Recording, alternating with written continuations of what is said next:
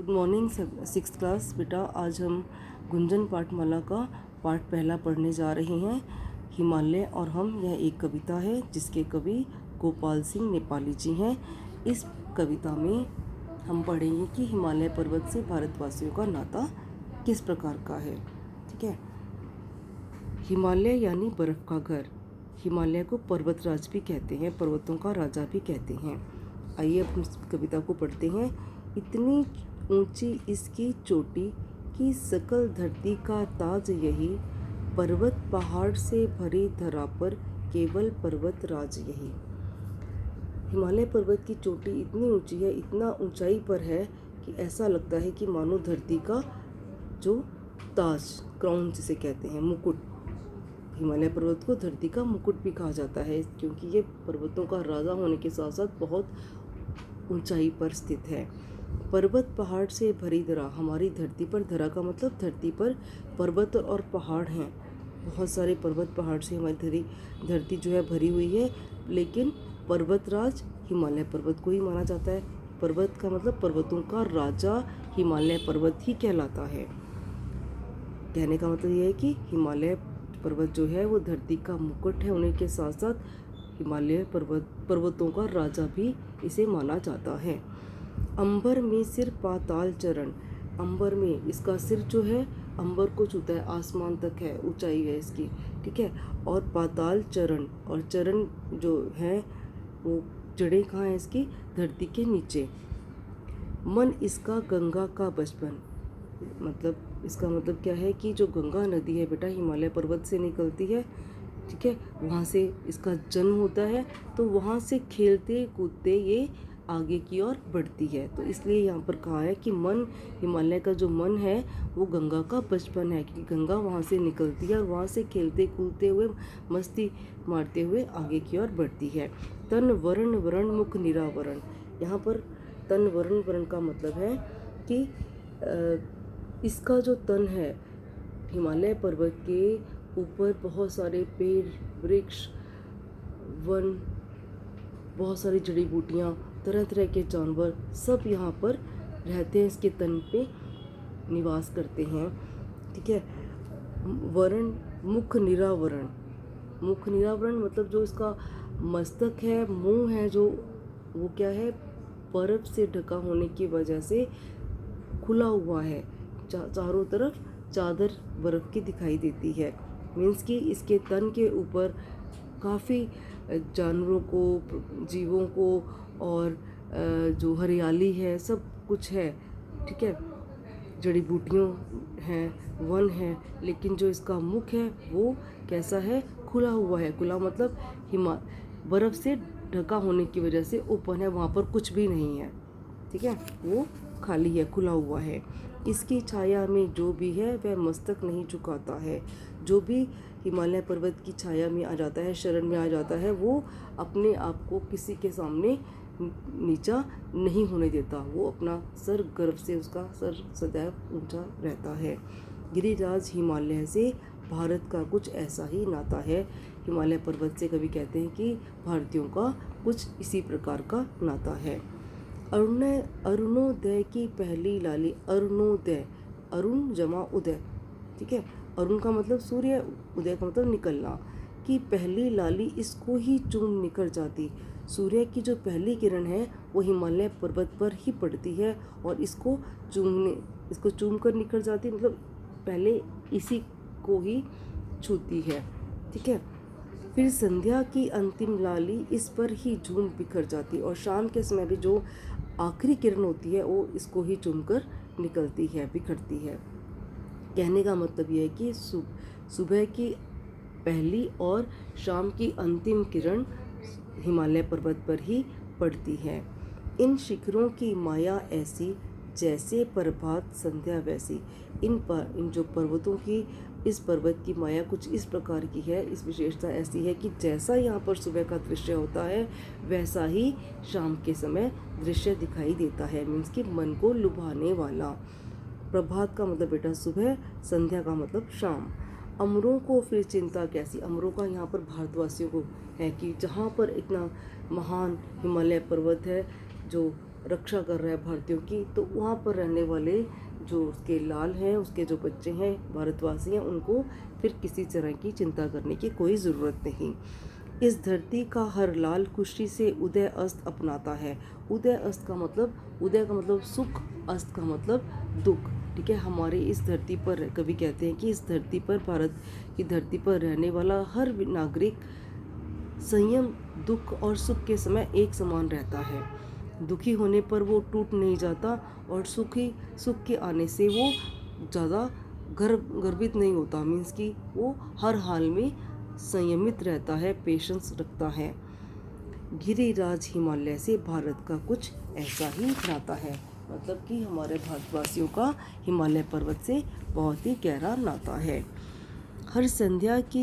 हर संध्या को इसकी छाया सागर से लंबी होती है। हर सुबह वही फिर गंगा की चादर सी लंबी होती है। हर संध्या, शाम के समय इसकी छाया जो इतना ऊंचा लंबा हिमालय पर्वत है, जो उसकी छाया होती है, शैडो होती है, वो कितनी बड़ी होगी आप सुनो। ठीक है, जितना लंबा सागर है, इतनी लंबाई होती है इसकी छाया की। हर सुबह वही फिर गंगा की चादर सी लंबी होती है। सुबह के समय भी जो सुबह होती है, वो गंगा जो है, चादर जब निकलती है, बहती है, तो ऐसा लगता है चादर बिछी हुई है सफ़ेद। ठीक है, ठीक उसी प्रकार यहाँ की सुबह भी गंगा नदी की जैसे लंबी है, जैसे कि कोई चादर की तरह दिखाई देती है। इसकी छाया में रंग गहरा है, देश हरा प्रदेश हरा, हर मौसम है संदेश भरा। इसकी छाया में जो हिमालय पर्वत की छत्र छाया में रहता है, मीन्स कहने का मतलब है कि जो हिमालय पर्वत के आसपास के राज्य हैं, प्रदेश हैं, वो हमेशा हरे भरे रहते हैं। हिमालय पर्वत बर्फ़ से ढका हुआ है। जब ये बर्फ़ पिघलती है तो उस पानी से आसपास का जो प्रदेश है, राज्य है, वो हरे भरे, हरियाली रहती है। वहाँ फसलें ही फसलें होती हैं और उनके खेतों में सदैव हरियाली रहती है। और यहाँ का जो हर मौसम है, मौसम मतलब वेदर जो है, कोई ना कोई मैसेज देता है। इसका पत्तल छूने वाला वेदों की गाथा गाता है। इसका पत्तल, इसके जो चरणों में जो भी आता है, वो बेटा यहाँ पर हिमालय पर्वत की धरती पर वेदों पुराणों की रचना हुई है। ऋषियों मुनियों ने वेद पुराण लिखे हैं। जो भी यहाँ पर आता है इसके चरणों में, यहाँ तो वो यहाँ की छूने वाला वेदों की गाथा गाता है। वो यहाँ की जो खासियत है, विशेषता है, उसके बारे में गुणगान करता है, कहानी कहता है। गिरिराज हिमालय से भारत का कुछ ऐसा ही नाता है। जैसा यह अटल अडिग अविचल, वैसे ही है भारतवासी। है अमर हिमालय धरती पर तो भारतवासी अविनाशी। कहने का मतलब यह है कि जिस प्रकार यह हिमालय पर्वत अटल है, अडिग अविचल है, मीन्स कि ये अपनी जगह पर स्थित है, अपने दृढ़ है, एकदम से डटा हुआ है, उसी प्रकार भारतवासी भी क्या हैं, एक जगह पर स्थिर हैं, डटे हुए हैं, किसी भी हाल में वो अपना मस्तक नहीं झुकाते। है अमर हिमालय धरती पर तो भारतवासी अविनाशी। और भारतवर्ष अगर हिमालय पर्वत धरती पर अमर है, महान है, उसी प्रकार भारतवासी भी अविनाशी हैं, उनका भी कोई नाश नहीं कर सकता। वो भी अपने इरादों के पक्के हैं। कोई क्या हमको ललकारे, हम कभी ना हिंसा से हारे, दुख देकर हमको क्या मारे। कोई भी दुश्मन जो है हमें ललकार नहीं सकता। ठीक है, अगर वो हमें ललकारता भी है तो हम क्या करते हैं, हम कभी ना हिंसा से हारे, तो उस समय युद्ध होने पर हम कभी भी पीछे नहीं हटते, हम उसका डटकर मुकाबला करते हैं। इसीलिए दुख देकर हमको क्या मारे, क्यों हमें, हमारे पास अगर दुख भी आ जाएगा तब भी हम उससे डरकर नहीं बैठेंगे। युद्ध होने पर हम शत्रु का डटकर मुकाबला करेंगे। गंगा का जल जो भी पी ले, वह दुख में भी मुस्कुराता है। यहाँ के जो गंगा जल है, पवित्र गंगा की नदी, उसका जल पवित्र माना जाता है। उसको जो भी पी लेता है वो दुख में भी मुस्कुराता है, मतलब उसको दुख छू भी नहीं पाता। दुख को वो एक अमृत के समान समझता है। गिरिराज हिमालय से भारत का कुछ ऐसा ही नाता है। टकराते हैं इससे बादल तो खुद पानी हो जाते हैं, तूफान चले आते हैं तो ठोकरें खाकर सो जाते हैं। टकराते हैं, जब हिमालय पर्वत से बादल टकराते हैं तो बच्चे क्या होता है, वर्षा होती है। ठीक है, बादल जब हिमालय पर्वत से टकराते हैं तो खुद पानी हो जाते हैं, मतलब वर्षा होती है। तूफान चले आते हैं, तूफान आते हैं लेकिन हिमालय पर्वत से टकराकर ठोकरें खाकर खुद ही शांत हो जाते हैं, क्योंकि हिमालय पर्वत जो है तूफानों को झेलता है बड़ी बहादुरी से, और तूफान जो है अपने आप ही शांत हो जाते हैं उसकी ठोकर खाकर। जब जब जनता को विपदा दी, तब तब निकले लाखों गांधी। जब जब भारतीय जनता को कोई मुसीबत आई है, विपदा का मतलब मुसीबत आई है, तब तब हिमालय, तब तब हमारे देश की धरती ने लाखों गांधी जैसे वीर निकल कर आए हैं देश की रक्षा के लिए। तलवारों से टूटी आंधी, अगर ललकारा गया है हमें तो क्या किया है, जो वीर बहादुर लोग आगे आए हैं, बहादुर लोगों ने आकर क्या किया है, आंधियों को, जो दुख पहाड़, जो जिस किसी भी प्रकार की जो आंधी आई है, दुख आया है, उसको तलवारों से तोड़ दिया है। तलवारों से टूटी आंधी मतलब आंधियाँ जो हैं, दुख जो है वो आराम से तोड़ दिए गए हैं, पीछे कर दिए गए हैं।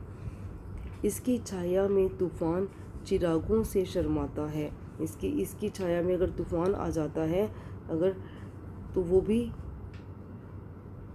इसकी रोशनी से, इसके दम को देखकर क्या करता है, शर्मा जाता है, वो पीछे हट जाता है। गिरिराज हिमालय से भारत का कुछ ऐसा ही नाता है, जो भारतवासियों का हिमालय पर्वत से कुछ इसी प्रकार का नाता है। बेटा, इस कविता में यही बताया गया है कि हिमालय पर्वत जो है वो हमारा रक्षक है, प्रहरी है, और किस तरह उसकी छत्र छाया में रहकर भारतवासी अपने आप को सुरक्षित महसूस करते हैं। उसकी वजह से वह हिमालय पर्वत ही हमारे वन संसाधन, जल संसाधन, खनिजों, उद्योग धंधों के लिए बहुत महत्वपूर्ण भूमिका निभाता है। और यहाँ की जो सुबह और शाम जो है, बड़ा ही पहली किरण जो सूर्य की इसी के ऊपर पड़ती है, बड़ा ही सुहावना दृश्य होता है।